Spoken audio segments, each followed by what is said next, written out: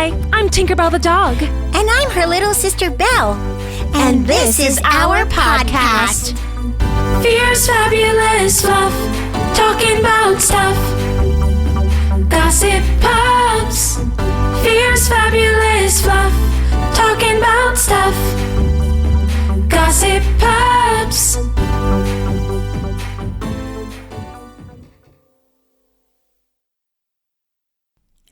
Happy Friday, everyone. I'm Belle, and welcome to Gossip Pups, Season 3, Episode 23, also known as 126. So, happy Friday, everyone. Sorry for the little delay. I was trying to drag Tinky out of bed and get her into the studio, but of course, she's not here. So I'm flying solo today for episode 23. You know me, I won't stop. Non-stop, we will not give up and lose a week. So, most of all, I have to tell you, today is not just Friday, but it's June 6th. And if you know me, what do I love? Food. Happy Free Donut Day, everyone. Make sure you run to Dunkin' Donuts and go get that free donut. I'm getting the pink frosted after this. Yeah, and this is not sponsored. You give me free food and I'm there. You know that. So go enjoy your donut. Happy Friday, Free Donut Day. That's what I think it should be called. I don't think it should be called Friday. I think it should be called Friday Free Donut Day. Love it. Anyway, so it's just me today, as I said, and I got so much to tell you. Not much banter, but so much gossip. Pop and pup. So I'm doing it all. I'm covering everything for you. So, let's just quick banter. What happened this week with Tink and I? We had the most fabulous spa day. It was probably about 8 hours long. And we had the best massage, the best bath. We look fierce and fabulous again because our hair grows so fast. It's crazy. So, and I think it already grew in a couple days. What else? Yeah, we had our home bath yesterday because we got a busy day for us today. But I can't tell you anything because that's for next week. Yeah, because it didn't happen yet, so I can't pre-tell. But I'm very excited for today. That's what I'm gonna say. And let's turn this on here and let's get right to some of the story because I have so much to tell you. Okay, so first we're starting with the Queen, T-Swift. Here we go.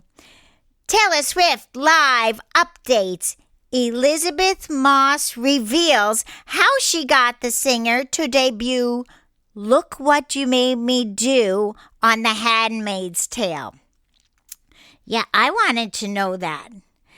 So, Elisabeth Moss, who stars as June in the hit drama, revealed this week how she got Taylor Swift to agree to debut Look What We Made Me Do in an epic uprising scene on the show's current season. Let's scroll down here. So many pop-ups. I hate this. Hang on, guys. Bear with me. Okay. I think we're here. Okay, so the song was in episode 9, which aired last month, and Moss said, honestly, the feedback was her saying yes.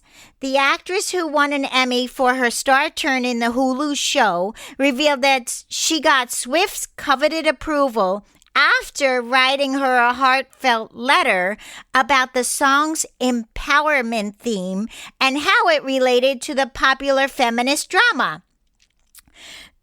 That was really, truly such an honor that she took the time to read. You know, I wrote her a letter about what I felt like the song meant for the episode and her music means to me and our entire cast, Moss said. So more pop-ups. But apparently that's all it took, and Taylor was in, which I think was the most brilliant genius, of course, Taylor move to make, especially with all the craziness going on and everybody just making up these stories of what's happening and what she's doing next. I think it was amazing and a best kept secret out there. So good for her. That letter must have been really good. Yeah. Let's see. What else we got going here about Taylor? Taylor's boyfriend Travis is locked in on uncle duties, says Kylie Kelsey. So we got a lot about her.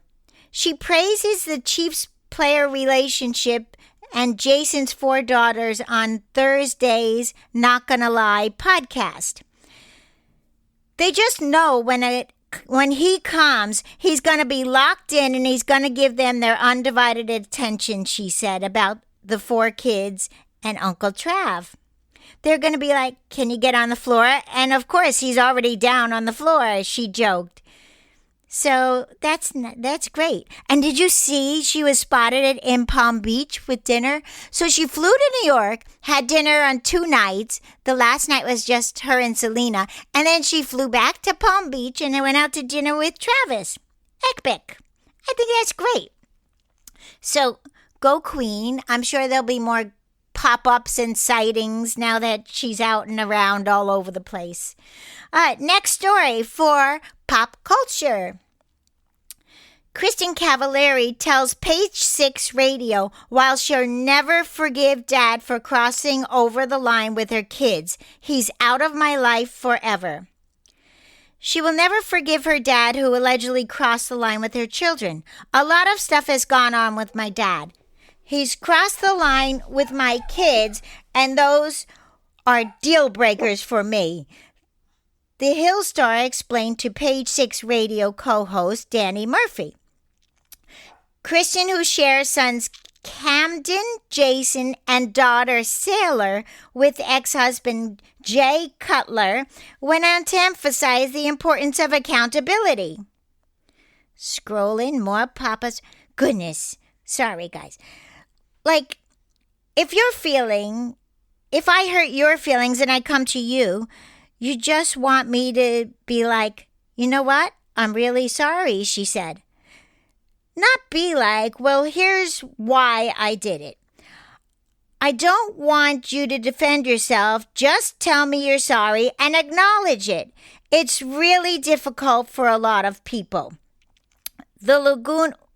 It's gone again. The Laguna Beach Star added, when you cross a boundary like my dad did, and you can't just take some accountability, well, I can't have you in my life then.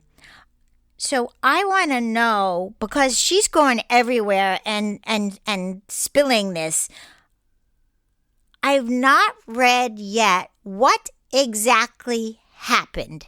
What line did he cross? Like, I want to know. Like, I keep reading the same thing that she's saying, but we don't know what exactly he did.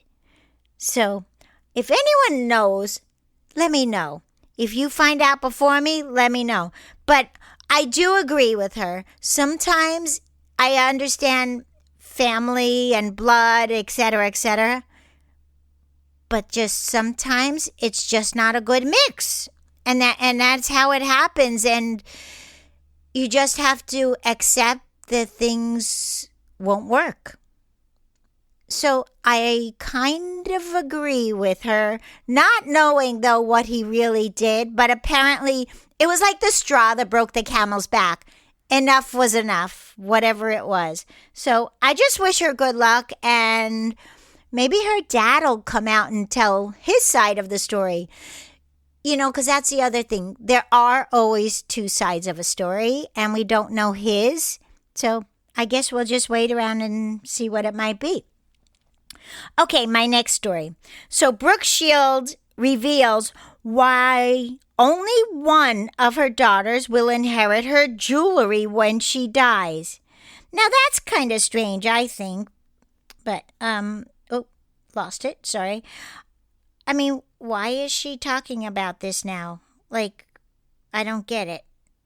But, okay, my page is frozen, so give me a second. Hang on, because now I want to know really what's going on here. I do have this. Hang on. I'm coming.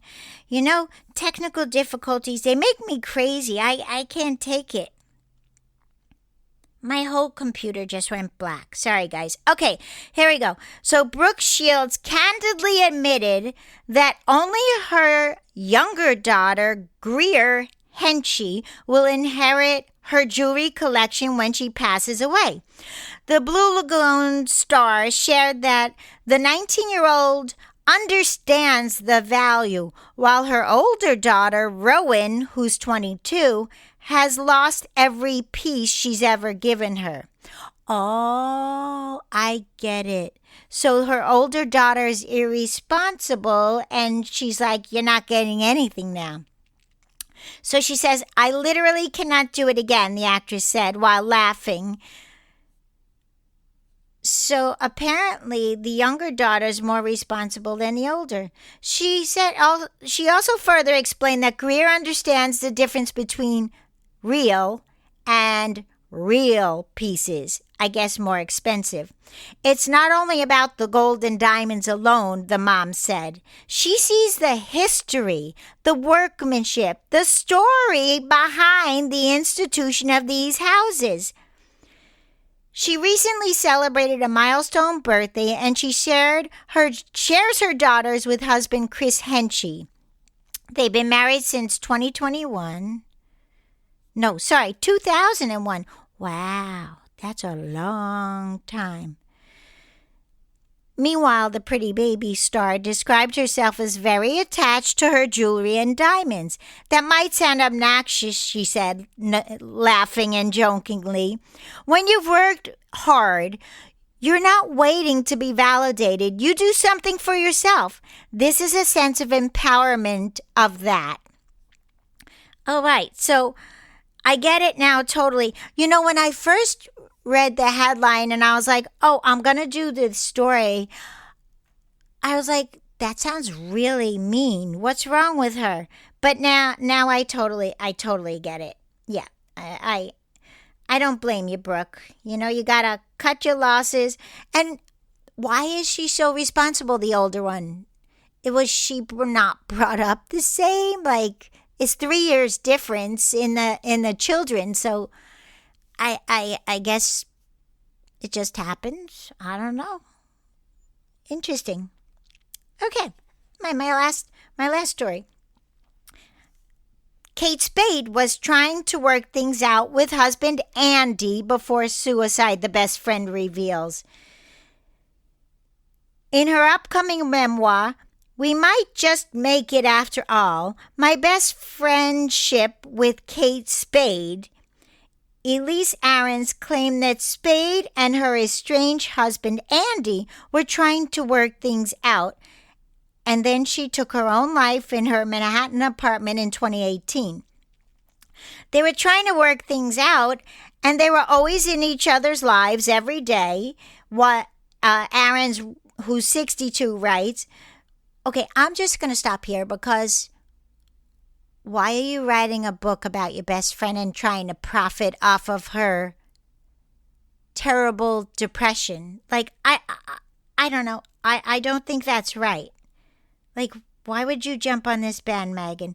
I don't get it. What is wrong with people? Anyway, let me go on and read some more before I keep talking. Andy revealed that Kate and he had been living apart for 10 months before the tragic suicide. They were not legally separate and never discussed a divorce, he shared. We were best friends trying to work through our problems the best way we knew how. 35 years they were together. They loved each other, simply needed a break.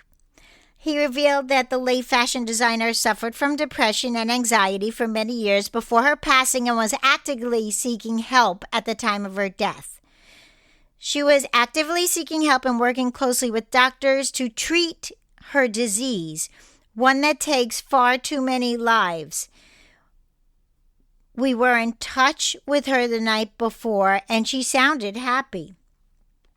There was no indication or warning signs or anything that she would do this. It was a complete shock. So why is her friend writing a book? So in this memoir, Aarons writes that Kate was a very private person. People really didn't know her despite of her Kate Spade line. And I just feel like that's awful. I mean, it's awful. There's so much depression and anxiety in the world, especially today, that I don't think it's right to capitalize on it. Like, people need help. That's one thing. But you were her best friend and you're writing about her to make money? I don't know. This just doesn't sit right with me. I mean,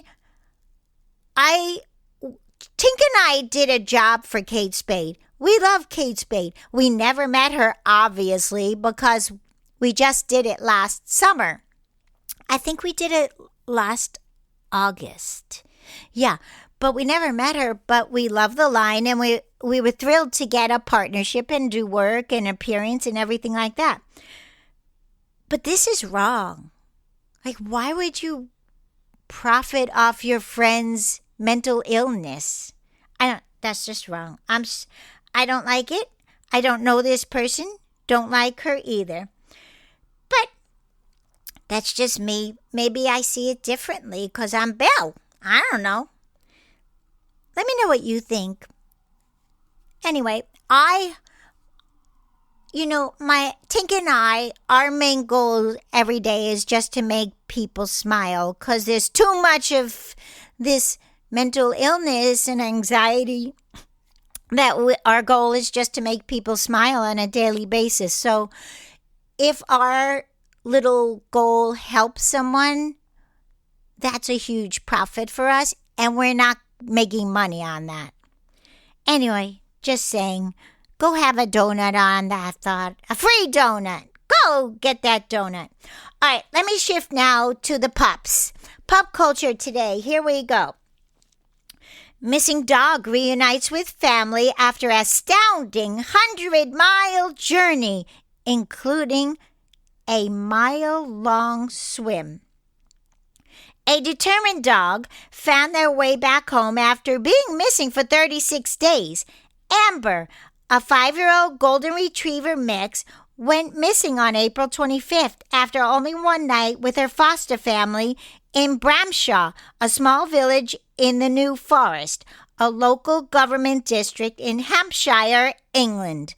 Before moving into her foster home, Amber was rescued as a stray puppy from the streets of Qatar by a charity that moved her to the UK, according to The Guardian. Amber's disappearance, people started spotting her in the New Forest National Park. Food stations and cameras were set up in the park to pinpoint her location. Unfortunately, even with over 60 sightings, searchers couldn't capture the canine. Amber reportedly evaded capture by walking southwesterly across the forest to the coast, after ending up in the Sandbanks neighborhood of Poili.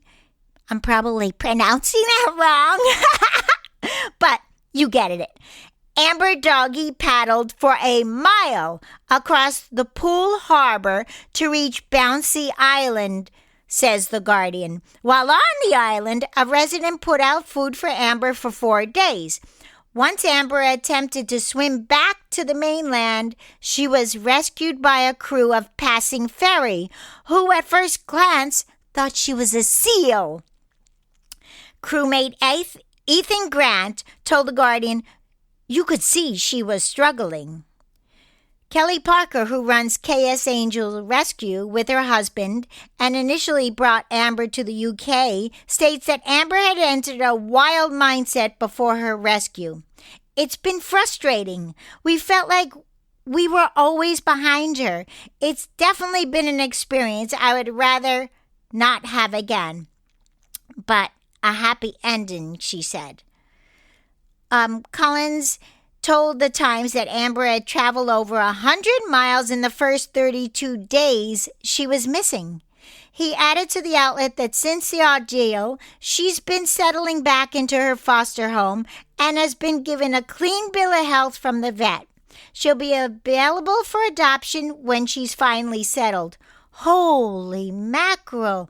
I don't get it. Was Amber trying to get back to Qatar?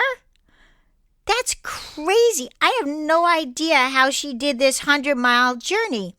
Plus the swim like that? Well, I know. Tink and I could have never done that. I don't think we would have tried to attempt it even. But she's very pretty. She's orange and bigger. But that's like superhero dog. I don't get that at all. Okay, so I'm going to move on to my next story for pop culture. And here we go. Well, a 15-year-old climbed into an abandoned well shaft to save their dogs and then also got trapped. A California teen trapped on an abandoned well shaft while trying to rescue their family dogs and was thankfully rescued by emergency responders.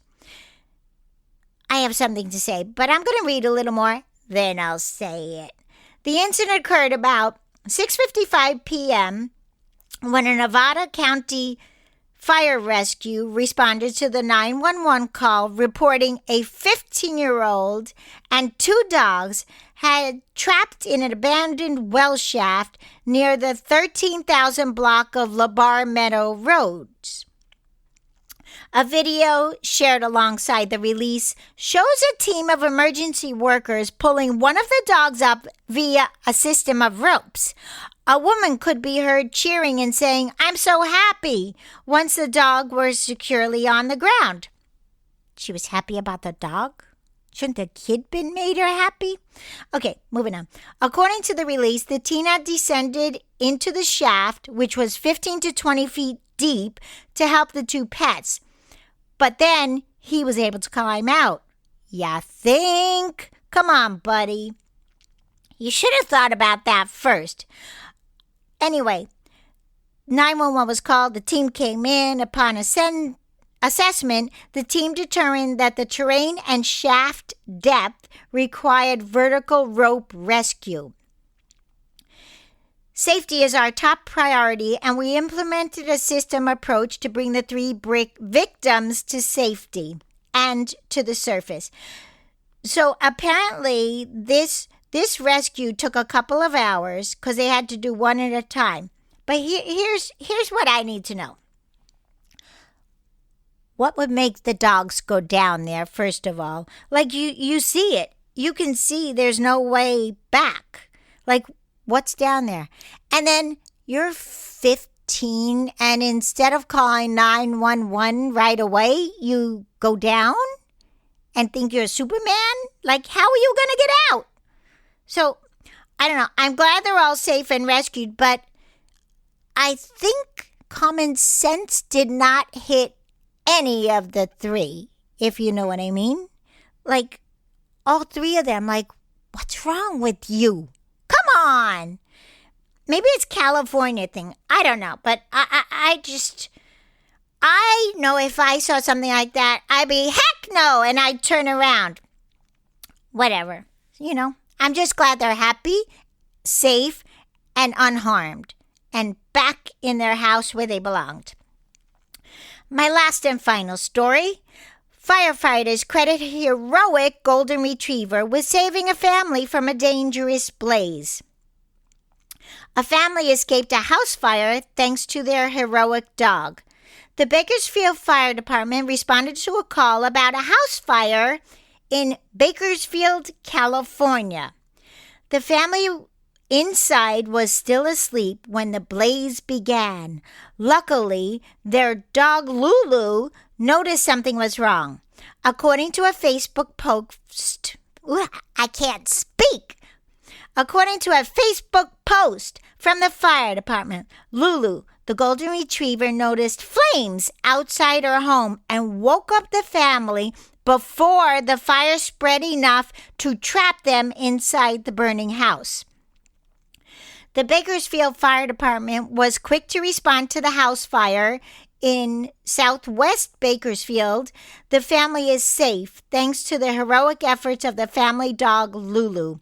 The fire started on the outside of the house. All of the family are safe because she woke them up and helped them get out of the house quickly, the agency shared. So, Lulu, you're beautiful, first of all, but you are amazing and you do deserve an award. I mean, it is scary when everybody's sleeping. You don't know what's going to happen. So, thank goodness for Lulu that she was awake because, I don't know, the house and all of them could have been gone. So, Lulu to the rescue, Supergirl. So that's about it. I want to make sure to tell you, go get your free donuts! Woohoo! And make sure to listen, review, download, review, like, review, subscribe, review, and give us 5 paws up. And you have any questions, you know where to get us. gossippups@gmail.com. Happy weekend. XOXO.